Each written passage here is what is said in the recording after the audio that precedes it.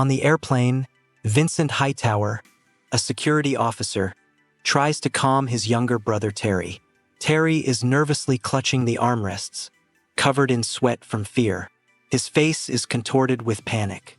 Vincent, realizing the depth of his aerophobia, gently coaxes his brother to relax, reminding him that the flight will soon be over.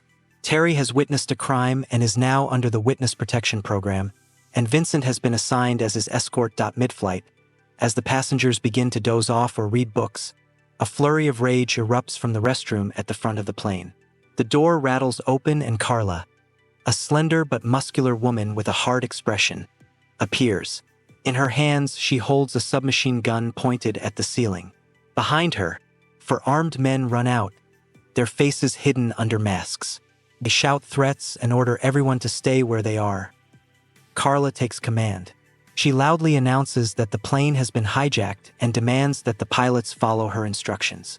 Her voice is full of cold determination and leaves no room for doubt. Her goal is the release from custody of their leader, a prominent figure of a radical group imprisoned in a federal prison. Vincent, instantly assessing the situation, realizes he is at the center of the game.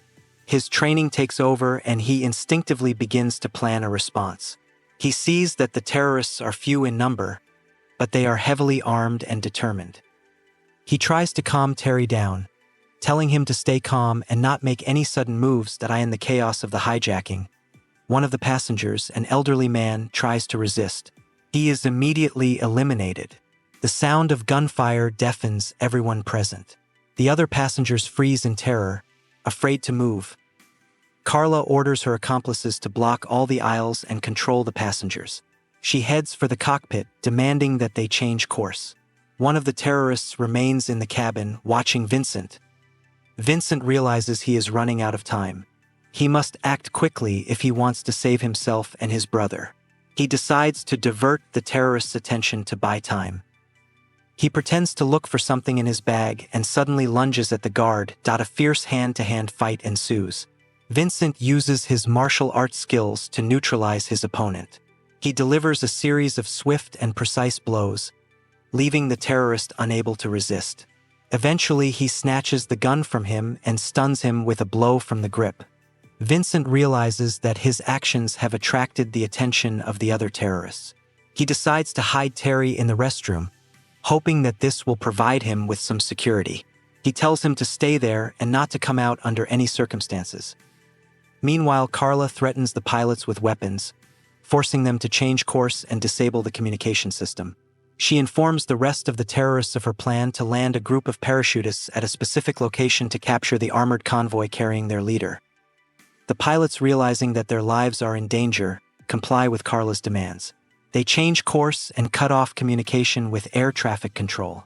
The plane flies off in an unknown direction. Vincent makes his way to the cockpit, trying to stop the terrorists.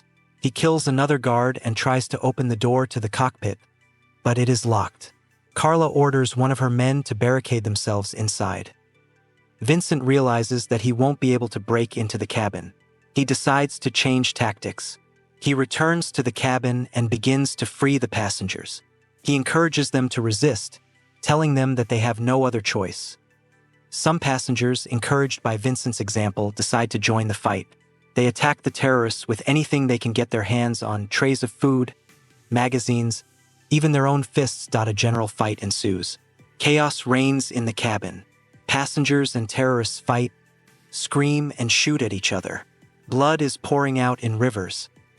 Vincent uses this turmoil to his advantage. He makes his way to the hatch in the tail section of the plane, which the terrorists have prepared for the parachutists to land. He realizes that the only way to stop them is to jump out of the plane and prevent them from capturing the convoy. Meanwhile, the terrorists are preparing for the landing. The most experienced fighter checks his gear. He looks calm and confident. He is the first to jump into the open hatch. He is followed by the rest of the paratroopers. Vincent realizes that there is no more time. He takes a parachute from one of the dead terrorists and prepares to jump. He knows it is very risky, but he is willing to do anything to save innocent people. He jumps down the hatch, following the parachutists. The wind whistles in his ears. He opens his parachute and begins to descend towards the ground. On the ground, the group of parachutists successfully land at the designated spot. They remove their parachutes and draw their weapons. They prepare to attack the convoy. The man with the snake tattoo is in charge of the operation. He gives out instructions and checks the readiness of his men. The convoy with the prisoner is approaching the landing site. Armored cars drive down the road, surrounded by armed guards. The prisoner sits inside one of the vehicles, chained to the seat. The paratroopers set up an ambush. They hide behind trees and bushes, waiting for the convoy to approach. The man with the snake tattoo gives the order to open fire.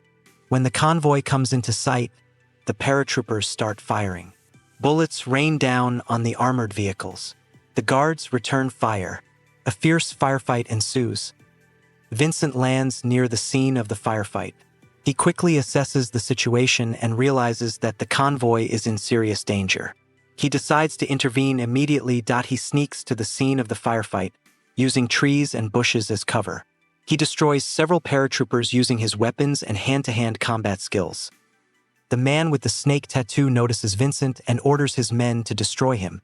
A duel between Vincent and the parachutist leader begins.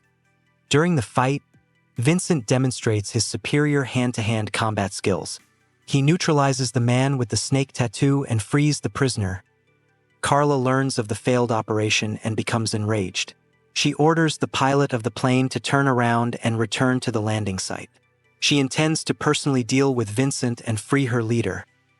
Vincent, having freed the prisoner, tries to organize a defense. He realizes that the terrorists will be back soon. He gathers the surviving guards and devises a plan to protect the convoy. The plane with Carla on board returns to the landing site. The terrorists open fire on the convoy in an attempt to destroy the prisoner. Vincent organizes a counterattack. He uses captured weapons and equipment to repel the terrorists' attack. During the firefight, Vincent shoots down an airplane. The plane loses control and crashes into the woods. Carla and her remaining henchmen are forced to parachute out of the plane. Vincent pursues Carla. He catches up with her in an abandoned building. A final fight takes place between them. In a fierce fight, Vincent defeats Carla. He apprehends her and turns her over to the authorities. Terry remains in the restroom of the airplane throughout the chaos, experiencing unimaginable terror. The plane crash, though happily survived, leaves an indelible scar in his memory. After climbing out of the wreckage, he falls into a state of shock and disorientation, hardly realizing what has happened. Vincent meets his brother Terry. They embrace. Vincent is glad that he was able to save his brother and prevent the escape of a dangerous criminal. Vincent turns Terry over to the authorities to testify, providing him with protection.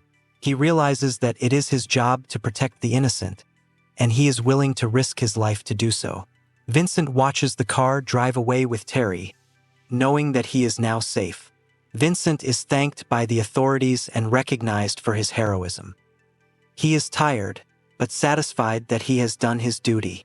He knows that many more dangerous assignments await him, but he is ready for them. He is a professional, and he will always protect those who need his help.